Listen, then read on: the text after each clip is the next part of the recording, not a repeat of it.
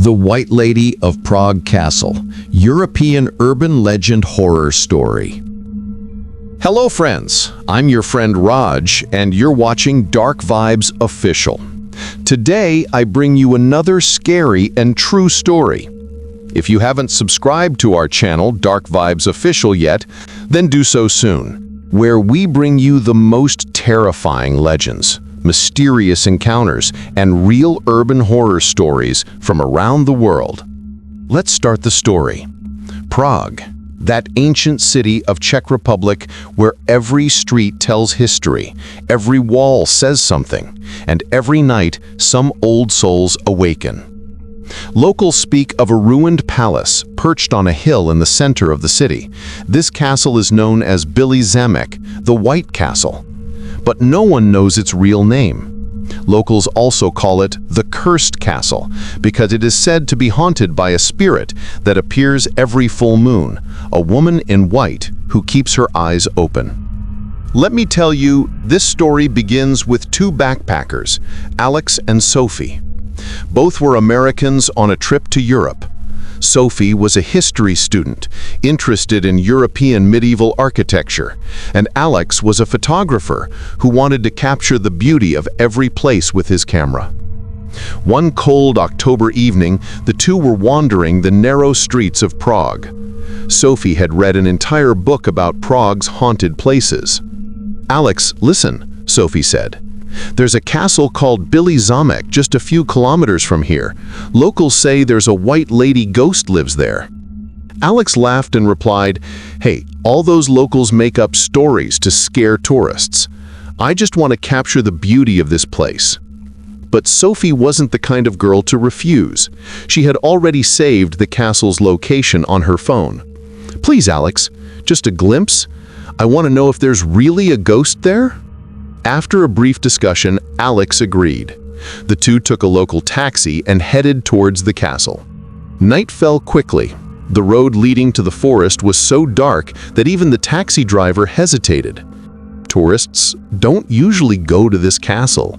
This place is cursed. Sophie asked curiously, "Why? What happened there?" The driver replied in a frightening voice. 100 years ago, a royal family lived here. One night, their one-month-old daughter disappeared. She was never found. In grief, the queen threw herself from the castle's highest tower. Now people say that the woman's ghost still searches for her daughter, and those who see her are never safe. Alex didn't take this seriously. "These are all just stories, brother. Stories about haunted places like this." The taxi dropped them off at the edge of the forest. Ahead was a footpath that led to a castle on the hill. The driver warned them, "I won't be here until morning. If you want to come back, take the morning train from the next village." They both took out their flashlights and began moving forward through the dark forest. After a 5-minute climb, they stood in front of a large iron gate. The gate was rusted, but partially open. The castle was visible above, massive, ancient, and partially ruined. Its white stones shone in the moonlight, so perhaps it should be called the White Castle. Sophie took a photo. "Wow, it's magnificent." Alex was impressed. "Really? Its architecture is amazing." The two stepped inside. The courtyard was large and overgrown with weeds. The main building's door was broken. The inside was completely dark. "Do you think anyone's here?" Sophie asked. Alex shoved the flashlight inside. "No, it seems no one's been here in years." But neither of them knew someone was watching them from an upstairs window, a pair of eyes filled with sadness. The hall inside was massive, dust everywhere. The furniture was still standing but covered in white sheets, making them look like ghosts in the darkness. Alex took out his camera and started taking photos. "Wait," Sophie said. "I think I heard some noise." They both listened carefully. There was no sound. "You're overthinking," Alex said. But then they both heard clearly, someone crying from upstairs. Sophie's face went white. "Someone's upstairs." Alex thought, "Maybe an animal." "Let's check." The staircase was old and creaky, but the two slowly went upstairs. There were several rooms on the first floor. Bedrooms, a study room, and a library. Dust was everywhere. Toys were lying around in one room. A doll that was almost decayed. "Look at this," Sophie said. "These are toys, meaning children used to live here." At that very moment, both of them heard the sound of crying again. This time it was clear. It was a woman's voice. The sound was coming from the end of the corridor. Both of them took their flashlights and moved forward. There was a heavy wooden door at the end of the corridor. The sound was coming from behind it. Alex touched the doorknob. It was locked. "No one is there," he said. But then a voice came from behind the door. "My daughter! Where is my daughter?" Sophie grabbed Alex's hand. "Alex, let's go!" Dono decided to return. Descending the stairs, Alex noticed a white figure standing on the ground floor. He turned his flashlight toward it, but no one was there. "What did you see?" Sophie asked. "Nothing. It just looked dark," though his voice was suspicious. When they both returned to the courtyard, they saw that the gate was closed. "But we left it open," Sophie said. Alex pushed the gate, but it didn't budge. "It's locked from outside, so someone is here." Sophie, she was scared. "Maybe the local teens were playing a prank," Alex said, though he didn't believe it himself. The night was cold and neither of them had jackets. They decided to take shelters somewhere in the castle until morning. There was a kitchen area at the back of the main building. There was still an old wooden table and chairs. They sat there and made a plan. "I think the driver was right," Sophie said. "Something really strange is going on here." Alex tried to comfort her. "It's all just a figment of our imagination. We're tired, that's why it looks like this." But then the kitchen door creaked slowly. Both of them looked. No one was there. "It's the wind," Alex said. But then plates started falling from the shelves. An invisible force began disturbing the entire kitchen. Both of them ran outside. In the corridor, they saw that the white sheets that had been laying on the furniture were now floating in the air, just like human figures. "We have to get out of here!" Sophie shouted.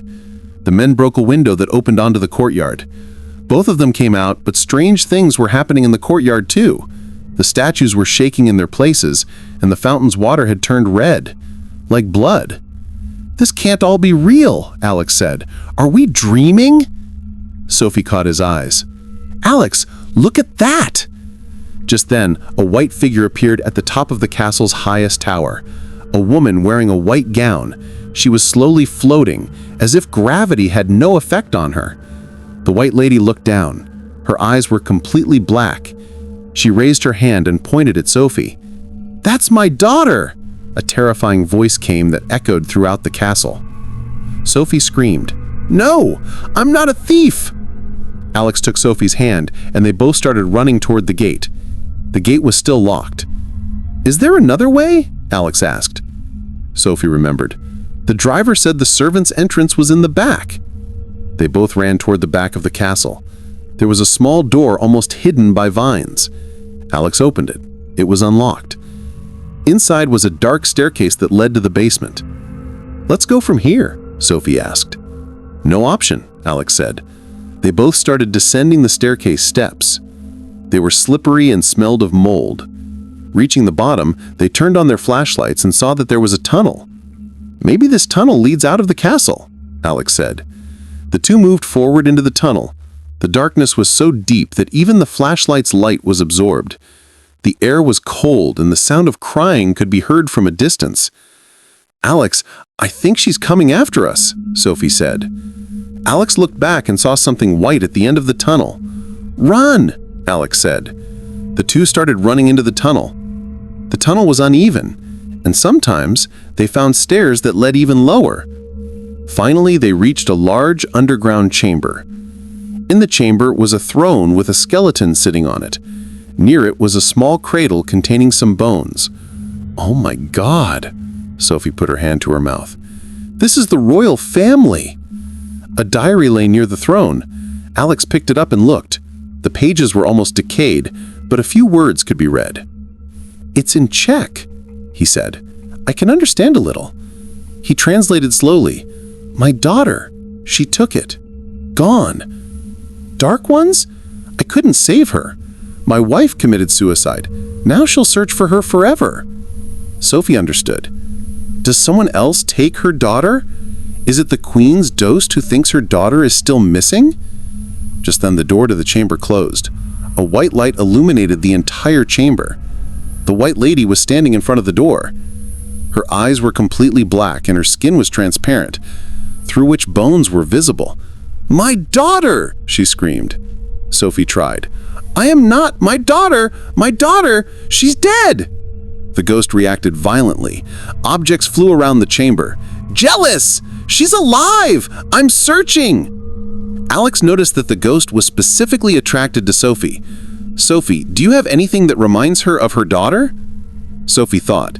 "My necklace, my ring, nothing." Then she remembered. "My jacket, I bought it from a secondhand shop in Prague. The shopkeeper said it was a royal family heirloom." The white lady looked at Sophie's jacket and her eyes opened wide. "My jacket! You killed my daughter!" "No!" Sophie yelled. The